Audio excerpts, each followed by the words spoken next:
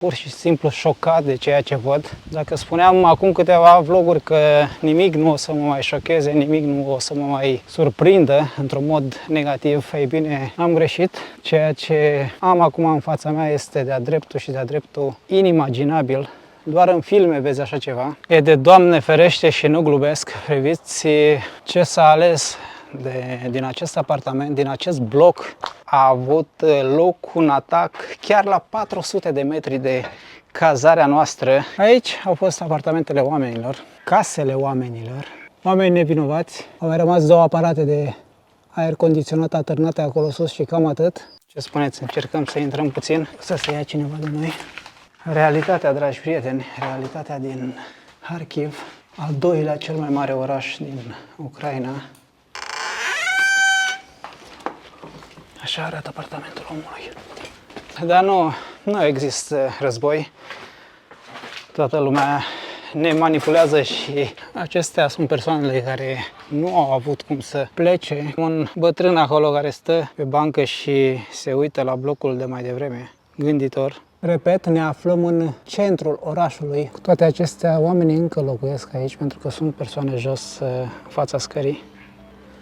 Salutare prieteni și bine v-am regăsit, bine ați revenit într-o nouă aventură. Mă aflu în Harkiv, la mai puțin de 30 de km de linia frontului, la mai puțin de 30 de km de granița cu Rusia. În fața mea am muzeul de istorie care este închis, din păcate. Avem câteva utilaje amplasate chiar aici la intrare. Am ajuns cu trenul, venim din Kiev, iar în vlogul de astăzi încercăm să vedem care este situația aici, cum trăiesc oamenii în aceste condiții, pentru că acest oraș, Harkiv, este sub asediu încă de la început, încă de la începutul invaziei rusești. A fost și rămâne una dintre principalele ținte, la fel ca și capitala Kiev.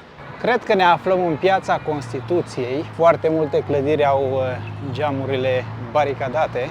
Un lucru foarte important, am să vă rog să vă abonați la acest canal de YouTube dacă încă nu ați făcut-o până acum, pentru că este gratis, iar pe mine mă ajută foarte, foarte mult să creez conținut în continuare. Nu uitați să dați un like acestui video și să vă lăsați părerile ca de obicei în comentarii. Traversăm. Mergem la întâmplare pe aceste străzi, vedem ce găsim. Nu avem un plan făcut, adică nu ne-am scris pe foaie, mergem în locul X sau Y, mergem să vizităm clădirea X sau Y. Pur și simplu ne plimbăm, luăm orașul la pas, vedem ce se întâmplă.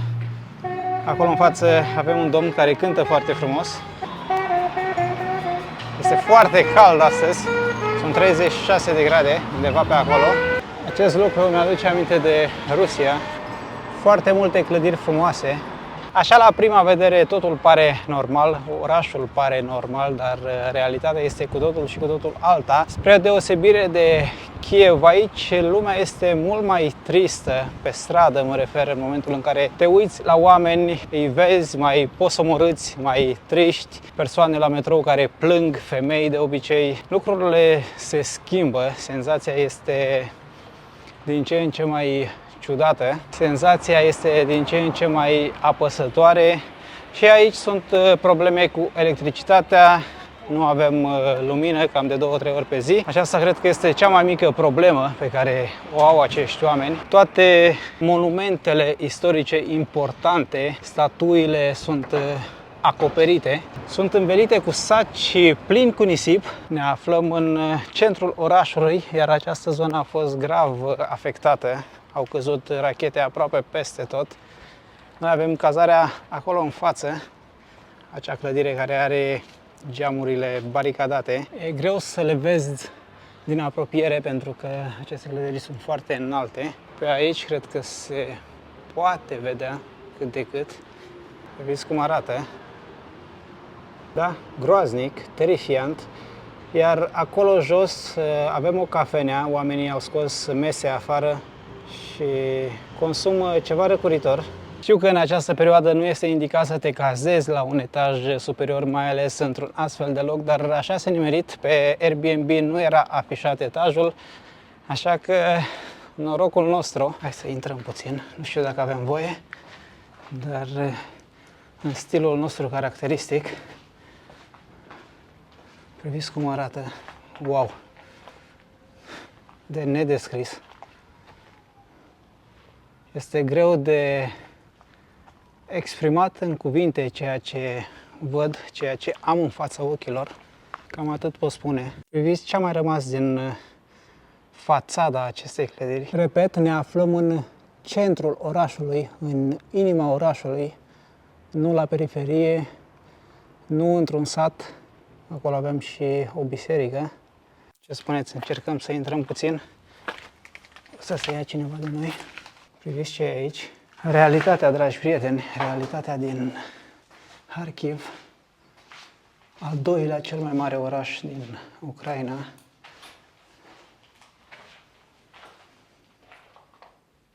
Aici aveam liftul, cred.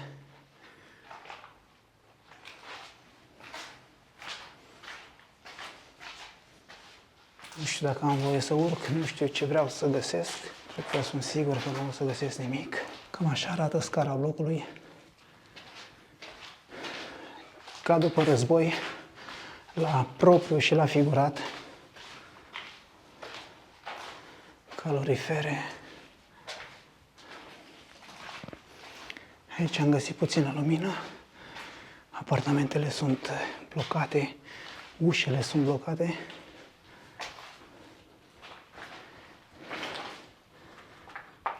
Cărți.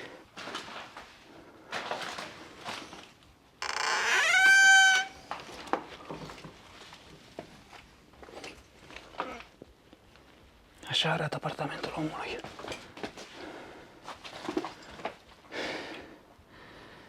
Da, vedeți ce e aici?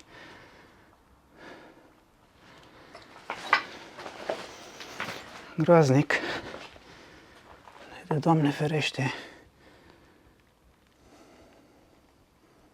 Cred că era dormitorul aici, pentru că văd pat.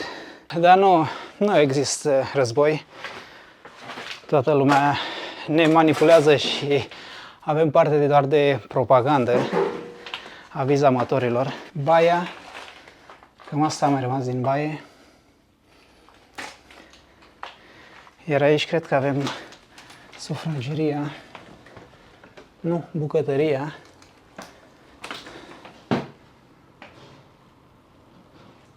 Haideți să ieșim, am văzut destul. V-am zis și la început, este mai greu de exprimat în cuvinte, pentru că aceste lucruri pur și simplu sunt terifiante. Când te gândești că aici locuiau persoane care încercau să ducă o viață normală și s-a întâmplat asta. Multe dintre aceste persoane, să știți că au fost pe toate canalele de știri atunci, la începutul invaziei. Mă refer la acele persoane care încercau să plece din țară, la refugiați, iar foarte multe persoane aruncau cu ură, din păcate. Ba mai mult erau acuzate că fug din țară și că își părăsesc țara. Dar după un asemenea șoc, nu știu ce să zic. Tu ce ai face în situația acestor oameni? O altă scară de bloc.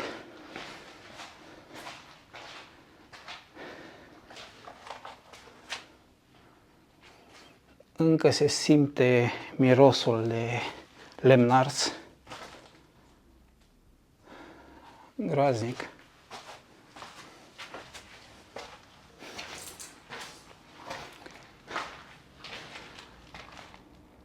Aici era camera unui copil. Avem și biroul. Aici miroase mult mai puternic ca funingină. Am avut foarte mult rigips pe perete. Cred că a fost un fel de cafenea ceva, un spațiu comercial. Mirosul este de nedescris. Totul ars, totul distrus. Priviți ce e aici, dragi prieteni.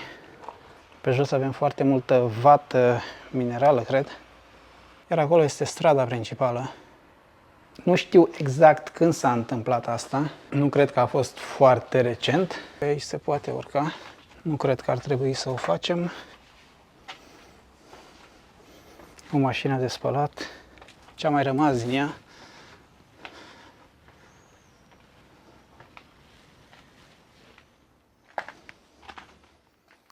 Nu mă așteptam să dau peste acest lucru chiar la începutul vlogului. Aveam câteva informații pregătite pe care să vi le dau înainte, dar Când vezi așa ceva, când dai peste așa ceva, nimic nu mai contează. Aragazul omului, Doamne ferește, știți ce e aici?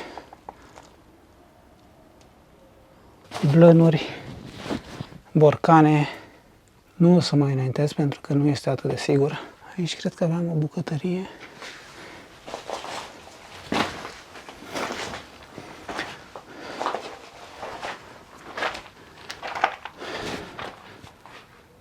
Dormitorul. Gândiți-vă cât de puternic a fost impactul. Iar tu să dormi liniștit pe patul tău în acel moment. Groaznic. V-am spus, când vedeți aceste lucruri la televizor sau pe internet, au un anumit tip de impact, dar în momentul în care vii aici, ești la fața locului și trăiești pe pielea ta, totul se schimbă radical, fără cuvinte, din nou. Acoperișul pur și simplu nu mai există. Pe lângă asta, fix în momentul în care am plecat noi din Kiev, a avut loc un atac chiar la 400 de metri de cazarea noastră. Cred că a fost peste tot la știri. Mai multe clădiri au fost distruse, spitale, din câte am înțeles. Lucrurile au luat o razna. Din nou, așa arată clădirea pe această parte. Acum cârcotașii vor spune că era o clădire veche, că nu este adevărat. Alții vor spune că aici era o bază militară, se ascundeau secrete de stat, soldați sau mai știu eu ce, armament. Suflul a fost atât de puternic încât a afectat clădirile până în capătul străzii. Unele încă nu și-au refăcut ferestrele, inclusiv clădirea din capăt, unde vă spuneam ceva mai devreme că avem cazarea. Iar acolo avem steagul Ucrainei, un steag gigant. Să ne apropiem puțin. Fix lângă o biserică. Nu a fost avariată, cel puțin așa pare de aici. O altă clădire care a rămas fără acoperiș. Toate acestea oamenii încearcă să ducă o viață normală. Parcurile sunt îngrijite, oamenii udă, tund iarba. Acolo avem steagul pe care l-ați văzut mai devreme. Ne-am apropiat mai mult. Autoritățile ruse aveau planuri pentru Kharkiv încă din 2014, când au reușit să ocupe o parte din Donbasul ucrainean. Cu toate acestea, planurile Rusiei nu s-au concretizat acum 10 ani, iar în 2022, când armata rusă a lansat o invazie la scară largă, orașul Kharkiv a devenit una dintre principalele ținte. Luptele pentru prima capitală a Ucrainei au durat mai bine de 6 luni, dar armata de aici a reușit să respingă atacul rusesc și să recâștige controlul asupra aproape întregii regiuni din Kharkiv. Pentru că și în ziua de astăzi mai sunt câteva sate foarte mici în comparație cu cât de mare este această regiune. Mai sunt câteva sate care încă sunt sub controlul armatei rusești, dar despre asta o să discutăm ceva mai târziu. Peste 4000 de clădiri din Kharkiv au fost avariate de bombardamentele rusești, iar aproape o treime dintre aceste clădiri au fost lovite direct. Peste tot, la fiecare pas, vedem clădiri distruse.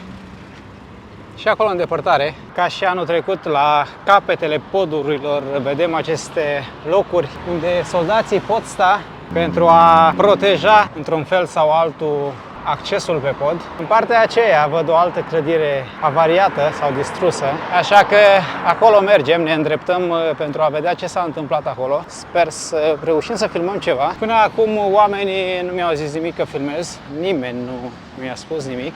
Până în acest moment nu am avut parte de alarme antiaeriene, nu au sunat, în schimb pe aplicație primim acele RO alerturi, RO alert între ghilimele, pentru că aici se numește altfel, și sună undeva la 2 ori, de 3 ori pe zi, ceva de genul. Bine, abia am ajuns, avem o zi, rămâne de văzut ce se întâmplă, pentru că rămânem 4 zile. Da, cred că locuiau oameni acolo, par apartamente, nu pare un spațiu comercial. Cam așa arată mai de aproape. Văd că geamurile de jos, în partea de jos, sunt intacte, aproape intacte, doar cele de sus au de suferit. Este închis, nu avem cum să intrăm. Ministerul Combustibilului și al Energiei, cam așa mi-a tradus Google Translate, așadar avem o instituție publică care a fost grav avariată. În momentul de față este închisă, nu mai lucrează nimeni. Așa cum majoritatea dintre voi probabil știți, când spun majoritatea mă refer la acele persoane interesate de acest subiect, Rusia a deschis un nou front în direcția Kharkiv, Deși ofensiva este momentan oprită, situația rămâne în continuare foarte tensionată. Am luat-o la pas prin oraș, vrem să ajungem și prin cartierele mai mărginașe. Până acum, din câte observ, foarte puțini oameni pe stradă. Nu toată lumea s-a reîntors în oraș. Foarte multe activități închise, afaceri închise, chiar și centre comerciale închise, din câte am văzut aseară. Se construiește, se reconstruiește. Ușor lucrurile revin la normal, dar cu pași mici, foarte mici. Este și de înțeles, războiul este aici, la 30 de km departare. Frontul este foarte aproape. În momentul în care sună o sirenă, deja este prea târziu, pentru că pur și simplu nu ai timpul necesar să mergi într-un bunker, spre exemplu. Cu toate acestea, încă nu știu unde sunt bunkerele, nu le-am văzut. Dacă în Kiev sau în Liov le vedeai, erau vizibile. Până acum aici mare lucru nu am văzut. Sunt, cu siguranță sunt, doar că noi momentan nu le-am văzut. Urmele comunismului sunt din ce în ce mai vizibile. Foarte multe blocuri specifice. Cam așa sunt afacerile oamenilor. Spre exemplu, ai crede că este închis, că este un loc abandonat, dar nu. Oamenii pur și simplu s-au baricadat. Văd că scara este deschisă, intrarea este deschisă.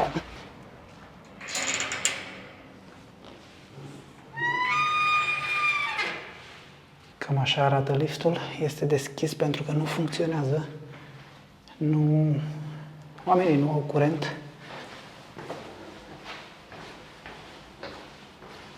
Priviți cum arată acele placaje pe interior.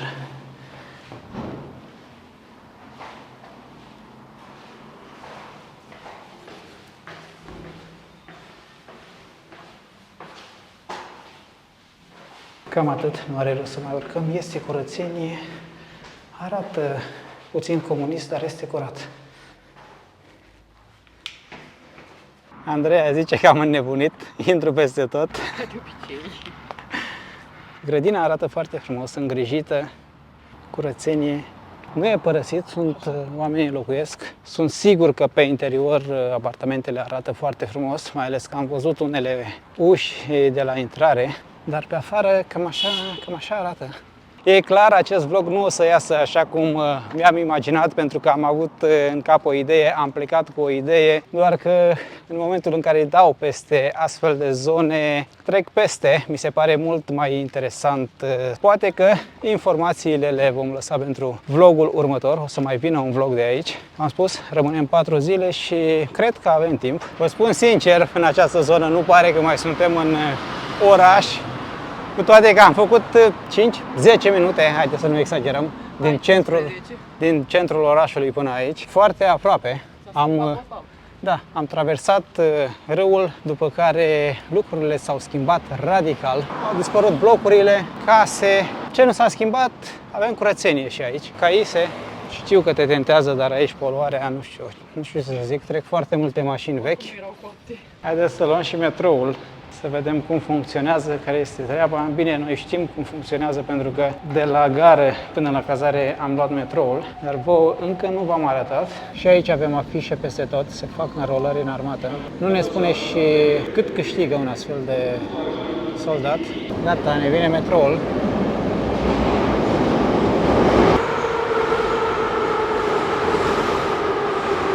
Avem scări rulante, doar că nu merg. Avem foarte multe magazine, o alimentară, salamuri, mezeluri, chiar și carne proaspătă.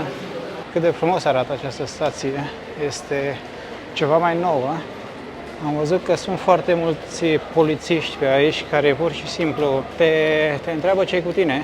Vin, îți controlează documentele, mai ales dacă te văd ceva mai colorat. Ne-am îndepărtat foarte mult de centru, am ajuns într-un cartier, Saldivka, cred că se numește, nu știu dacă pronunția mea este tocmai corectă. Am mers undeva la 40 de minute cu metroul, iar aici văd foarte multe blocuri avariate. Nu cred că sunt instituții publice. Mă aflu în mijlocul cartierului, iar din câte puteți observa și voi, geamurile au fost sparte. Asta demonstrează că pe aici au căzut bombe și în această zonă. Priviți și acolo, Cred că aceea este casa scării. Toate au fost sparte până sus, crăpături. Din câte am înțeles, acesta ar fi unul din cartierele care a suferit cel mai mult. Așa că am venit aici pentru a vedea cum se prezintă astăzi, cum se prezintă în 2024. Aici avem un loc de joacă pentru copii. Foarte multe apartamente încă suferă și acolo toate ferestrele au fost sparte de sus până jos. Toate geamurile au fost sparte de sus până jos. Zona este foarte, foarte frumoasă, foarte mulți copaci, totul verde. Sunt la fiecare pas, nu trebuie să alergăm prea mult pentru a găsi astfel de apartamente. Cei ce au avut bani au înlocuit ferestrele. Cei mai săraci nu, le-au lăsat așa. Cei mai mulți au plecat, au părăsit această zonă și încă nu s-au întors, în mare parte tineri. Bătrânii au rămas, sunt încă aici și în această parte, ia priviți. Cred că acolo, în acel apartament, a căzut o rachetă pentru că avem foarte mult fum.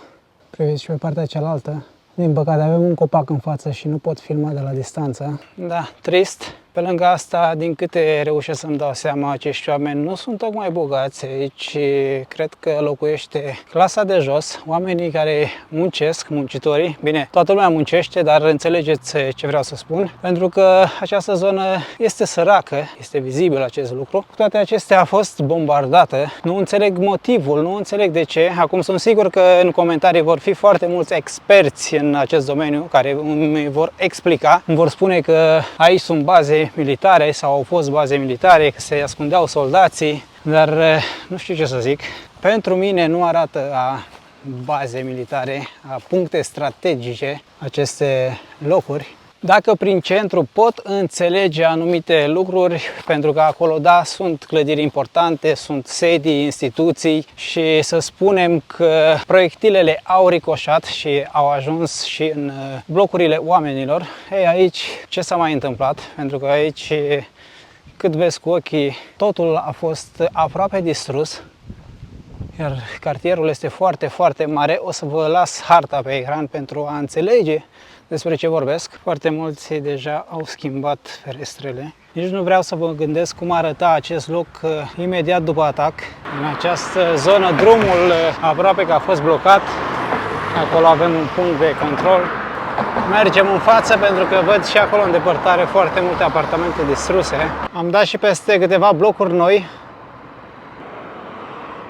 Iar acolo încă se construia, momentan totul a fost oprit. Vă dați seama, pe aici s-au dus lupte, soldații au săpat tranșee, acolo avem cauciucuri pentru protecție. Pur și simplu soldații ruși au trecut pe aici și au tras la întâmplare, în stânga, în dreapta, pentru că altfel nu-mi explic ceea ce văd, nu-mi explic de ce atât de multe apartamente distruse, de ce atât de multe case ale oamenilor distruse. Acum, eu nu cred că peste tot erau soldați ucraineni care apărau zona. Nu cred că a fost timp pentru așa ceva sau că civilii au avut arme și au tras de la balcoane. Nici acest lucru nu stă în picioare pentru că nu suntem în Israel. Oamenii civilii nu au arme, nici măcar soldații pe stradă. În acest moment, în aceste zile, soldații pe stradă nu-i vezi înarmați. Văd foarte mulți, dar fără arme, cu excepția celor în misiune, cu excepția polițiștilor sau cei care trebuie să poarte o armă. În rest, nimeni nu umblă cu arma pe stradă. Mi-a privit. Acolo cred că au tras cu tancul sau cu rachete. Sunt foarte multe persoane pe aici, foarte mulți bătrâni. Din păcate, nimeni nu vorbește limba engleză. Eu nu vorbesc ucraineană sau rusă, așa că nu ai cum să te înțelegi cu ei. Am încercat, nu se poate. Este păcat pentru că acești oameni au foarte multe lucruri de spus, de povestit, dar asta e. Nu se poate, facem și noi ce putem. Acestea sunt persoanele care nu au avut cum să plece, cum să fugă din fața gloanțelor. Priviți și acolo, 100% acolo a fost o rachetă, pentru că este foarte greu să faci o astfel de gaură în zid. Ce aveți acum în față este casa scării, care are geamurile sparte de sus până jos. Dovadă că așa au fost toate apartamentele de aici, doar că oamenii și-au pus geamurile la loc. Pentru că, vă spuneam, foarte mulți s-au reîntors acasă, cu toate că această zonă nu este sigură, în continuare nu este sigură. Faptul că noi mergem pe aici nu demonstrează că această zonă este sigură, nu, din contră, este periculos și ne-am asumat acest lucru în momentul în care am hotărât să venim în Ucraina în această perioadă, mai ales în această zonă. Și aici erau urme de gloanțe, oamenii le-au acoperit foarte, foarte aproape de front, foarte aproape de linia frontului, locul unde și în acest moment se trage. Vedeți ce a fost aici? Totul ciuruit până sus. Am dat peste un bloc unde nu avem voie să intrăm, zona este încercuită. Cred că acesta a suferit cel mai mult. Aici avem un parc, un loc de joacă pentru copii și nu numai. Cam așa arată, dragi prieteni. Cred că marea majoritate a arătat în acest hal, doar că au fost refăcute. Priviți gaura acolo. Este între cele două ferestre, a lovit apartamentul în plin. Nici în ziua de astăzi lucrurile nu sunt tocmai roz pentru acești oameni. Pe linia frontului lucrurile sunt complicate pentru că armata este împrăștiată. După cum știți, granița dintre Ucraina și Rusia este mare. Adică se întinde pe distanțe foarte, foarte mari. Aproape 50% din capacitatea de producție a energiei electrice este distrusă, așa că sunt probleme mari, foarte, foarte multe pene de curent. Cred că se întrerupe de 4-5 ori pe zi, cam așa s-a întâmplat în cazul nostru, pentru că suntem aici avem mai bine de o săptămână deja. Am fost în Liov, Kiev, acum am ajuns aici. O să mai rămânem câteva zile aici, după care ne continuăm traseul, încă nu știm direcția și am văzut aceste probleme, se vede, sunt vizibile, iar cu cât ne-am apropiat de Kharkiv, lucrurile se schimbă în rău, pentru că zona este din ce în ce mai săracă, iar acest lucru este vizibil și pe fețele oamenilor. Dacă în Liov sau în Kiev oamenii se distrează, nu vezi frică pe fața lor. Ei bine, aici frica este, o vezi în metrou, o vezi pe stradă, o vezi aproape peste tot. Este de înțeles pentru că acești oameni au trecut prin asta, casele lor pur și simplu au fost distruse. Din nou, sunt peste tot. Nu vreau să exagerez cu aceste imagini, dar aceasta este realitatea de la fața locului. E de Doamne ferește și nu glumesc. Priviți ce s-a ales din acest apartament, din acest bloc. Da, nici măcar nu mai găsesc cuvintele. Priviți ce e aici. Groaznic. Gândiți-vă câte persoane nevinovate au murit în acest cartier. Gândiți-vă câte au murit doar în acest cartier. Nu mă refer la soldați, nu mă refer la cei care luptă pe front. Gândiți-vă la acești oameni. Gândiți-vă ce a fost aici. Iar cei care au reușit să scape cu viață au fost întâmpinați cu huiduieli atunci când au trecut granița. Nu neapărat cu huiduieli, exagerez eu puțin, dar înțelegeți ce vreau să spun. Oamenii se uitau la ei cu ură, ba din contră arătau cu degetul spre anumite persoane că au mașini scumpe, că au plecat sau că pleacă din țară doar bogații. Nu este așa. Sunt în acest moment și au fost și erau și anul trecut foarte, foarte multe persoane cu bani, cu mașini scumpe și aici. Și la ei, ca și la noi, se pune mare preț pe aparențe, așa că oamenii, din câte am observat, își cumpără mașini scumpe, chiar dacă nu au foarte mulți bani, vor să demonstreze că au. Ei bine, nu văd, nici atunci nu vedeam problema, nu o văd nici acum. Adică dacă omul locuia aici și a trecut prin ce a trecut, de ce să nu plece, de ce să mai rămână în țară? Dar na, așa suntem noi oamenii, ne place să judecăm mai întâi, după care ne așezăm frumos pe canapea și analizăm dacă am greșit sau nu. Mai întâi aruncăm cu pietre, după care vedem dacă a fost bine sau nu, dacă am procedat bine sau nu. Oamenii reconstruiesc, încearcă să reconstruiască, cu toate că este greu, pentru că alarmele sună, sirenele sună. În momentul în care vii dinspre Rusia și vrei să intri în Kharkiv, acesta este cartierul peste care dai. Acesta cred că este unul din motivele pentru care arată cum arată. În această zonă cred că avem garaje. Nu vreau să greșesc. Am văzut și din tren foarte multe astfel de căsuțe. Da, 100% sunt garaje. Iată de ce nu vedeam mașini în fața blocurilor. Garajele sunt separate aici, și pe stânga și pe dreapta. Unele au fost distruse, altele nu. Acum nu știu dacă este bine sau nu. Ai garaj și e drept, cu toate că ai garajul aici și apartamentul acolo. Nici nu știu unde am ajuns, unde am ajuns, Andreea.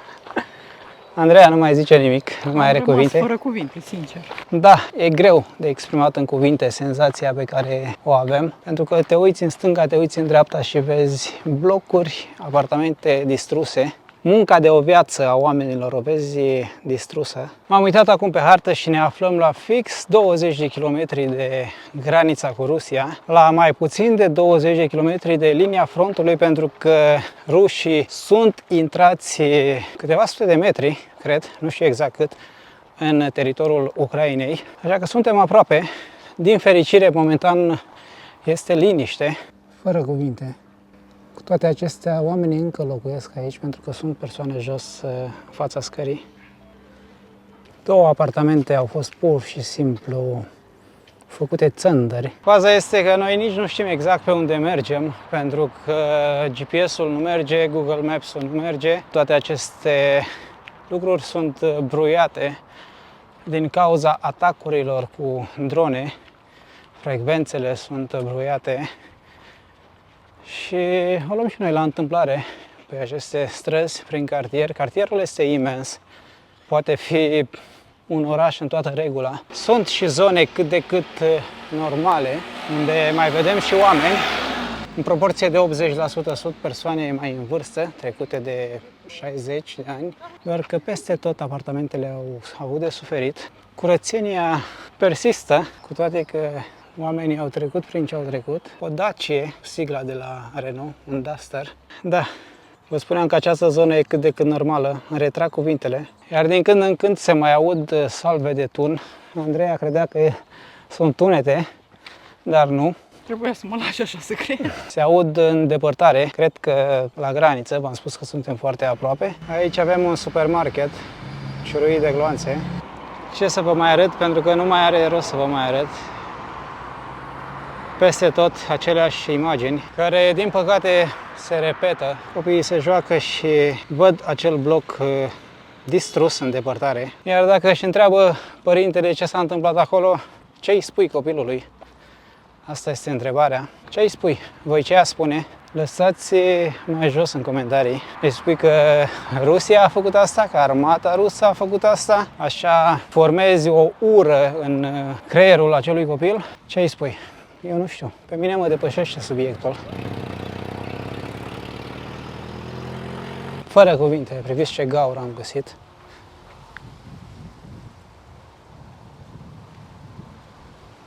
Oamenii și-au aruncat ce a mai rămas prin case, prin apartamente, pentru că totul a fost distrus. Aici este intrarea în parcare, de fapt în zona de garaje. Cred că avem mai bine de 3 ore, 4 ore de când mergem pe aici și nu am văzut nici măcar o instituție publică, nu am văzut nici măcar o zonă militară, nimic, doar apartamente. Un cartier, ne-am plimbat prin cartier, blocuri, locuințe, atât.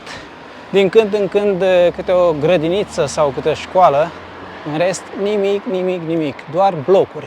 Blocuri, unele complet distruse, altele parțial, cam așa este situația în 2024. În unul din cartierele din Kharkiv, vedem ce o să găsim în continuare. Am dat și peste un bunker, tot vă spuneam ceva mai devreme că nu găsim, de fapt Andreea l-a văzut. Cam așa arată. După semn, cred că este bunker. Este un bloc de ciment, nu cred că încap foarte multe persoane. Cred că putem intra. Cam așa arată un bunker în Kharkiv. Camere de supraveghere foarte mic. Văd că ai și internet, o hartă a orașului și cam atât. Arată mult mai bine decât bunkerele pe care le-am găsit în Israel.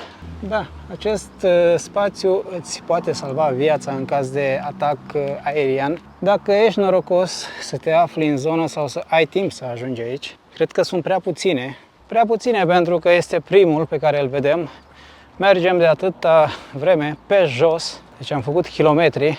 Chiar sunt curios când o să ajungem la cazare să vedem câți kilometri am făcut. În față, o altă clădire distrusă. Aceasta cred că este prima clădire ce nu arată locuință. Nu cred că locuiau persoane acolo. O sală de sport, scrie gimnastic, nu știu. Complet distrusă. Oamenii îngrijesc copacii, udă. Acest bloc stă să cadă.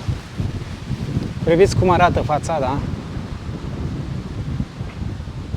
Nu știu dacă se observă pe cameră, dar totul stă să cadă. Pur și simplu, apartamentele au venit unele peste altele, până aici jos.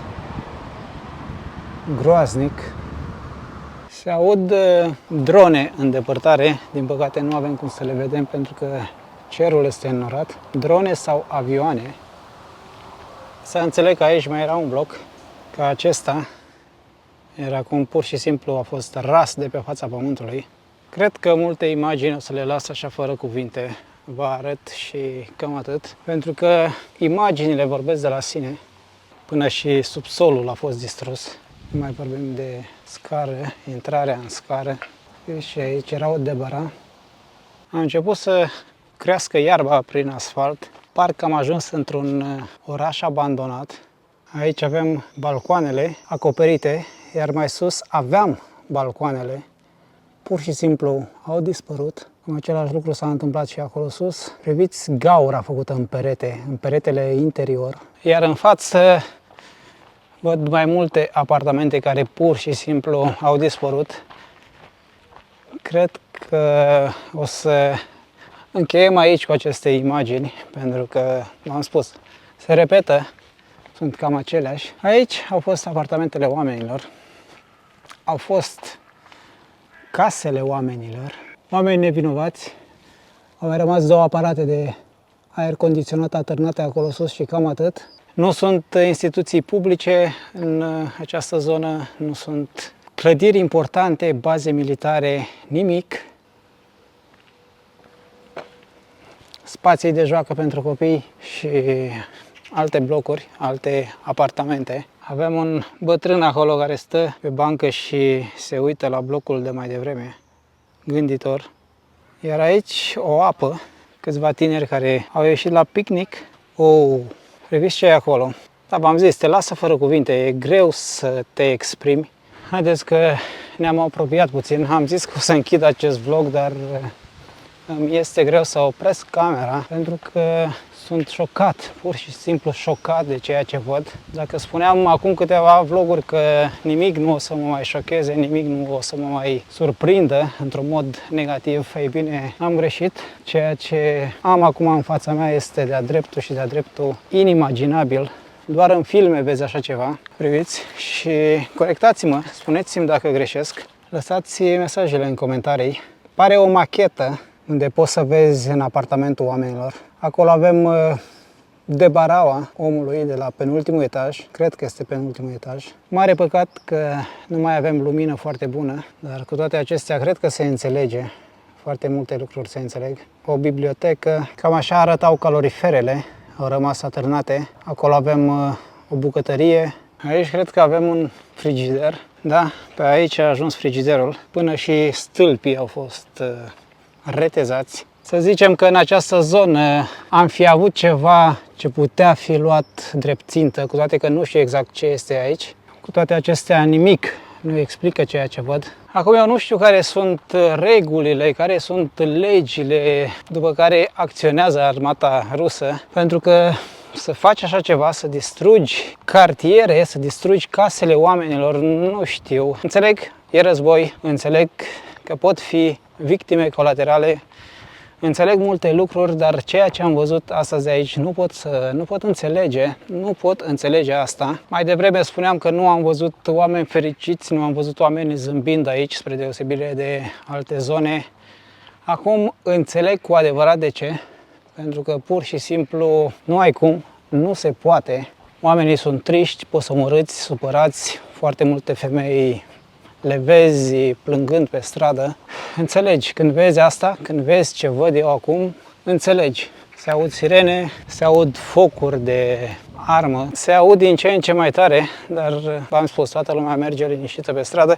Până și eu m-am obișnuit cu ele, mai are puțin Andreea, se obișnuiește și ea. Da, realitatea în 2024. Realitatea tristă, din păcate, Vă spuneam și la început, aveam mai multe informații cu privire la acest loc, la acest oraș, cu privire la ceea ce se petrece aici, dar nu cred că o să le mai spun în acest clip. Nu cred că își mai iau rosturi, pentru că marea majoritate a imaginilor vorbesc de la sine și nici nu mai am dispoziția necesară să discut despre asta. Să vă spun că acesta este al doilea cel mai mare oraș din lume, că aici lucrează foarte mulți tineri în IT.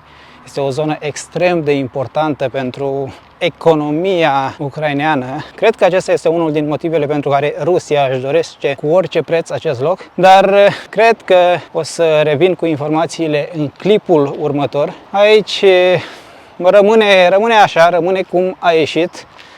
Needitat, am luat-o la întâmplare pe străzi, am mers și am filmat ce am găsit, fără ghid, fără localnici, fără persoane care să ne ducă fix prin zonele afectate. Pur și simplu am mers la întâmplare, am luat metroul, am venit în acest cartier pentru că auzisem că acesta ar fi cel mai afectat, mai sunt afectate, nu știu dacă atât de mult. Acum, orașul este mare, Harkiv este foarte, foarte mare, regiunea este foarte mare. Vedem, nu știu în clipul viitor ce o să facem. Nu aș vrea să vă prezint din nou blocuri distruse, dar o să ieșim la filmat, iar ceea ce găsim, aia vă prezentăm. Acum, aș vrea să închei vlogul aici, pentru că știu că m-am lungit foarte mult, nu vreau să le fac foarte lungi, nu vreau să fac vloguri mai lungi de 25 de minute, cu toate că în ultima perioadă am făcut vloguri din ce în ce mai lungi. Am văzut că nu v-ați supărat, dar este foarte greu de editat un vlog de 40 de minute. Îmi ia 2 zile să-l editez. Trec foarte multe mașini cu oameni care lucrează în armată. Vedem ce o să iasă. Și în partea aceea avem blocuri distruse. Al doilea cel mai mare oraș din Ucraina, mai devreme am zis din lume, am greșit eu. Mă gândesc să închei vlogul aici, doar că îmi este frică că o să găsesc alte lucruri interesante pe traseu pe care să le filmez și să nu am cum să le mai introduc în vlog, pentru că am făcut deja încheierea. Așa că încheierea o facem când ajungem la cazare, pentru că aici m-am lămurit, cam așa arată zona. Peste tot pe unde te uiți, doar asta vezi. Mașinile fac un zgomot foarte, foarte mare atunci când trec, mai ales dacă trec cu viteză, pentru că asfaltul este stricat. Nu știu dacă se observă pe cameră, dar pe acolo sunt urme de tancuri. Aceasta este strada care duce direct către front. 20 de kilometri în acea direcție ai ajuns pe front, ai ajuns acolo unde în acest moment se duc lupte. Aici cred că acum ceva vreme erau controale, nu puteai să intri spre centrul orașului cu mașina fără să treci prin aceste controale. Acum se circulă liber. Cam atât pentru astăzi, pentru că s-a făcut târziu, am ajuns la metrou, luăm metroul după care ajungem acasă. Eu vă mulțumesc foarte mult pentru că ați rămas până la final. Nu uitați să ajutați acest clip cu un like, să-l distribuiți pentru a ajunge la cât mai multă lume și să vă abonați la canalul de YouTube dacă încă nu ați făcut-o până acum, pentru că este gratis, iar pe mine mă ajută foarte, foarte mult. Până data viitoare, de aici din Harkiv, eu vă spun numai bine!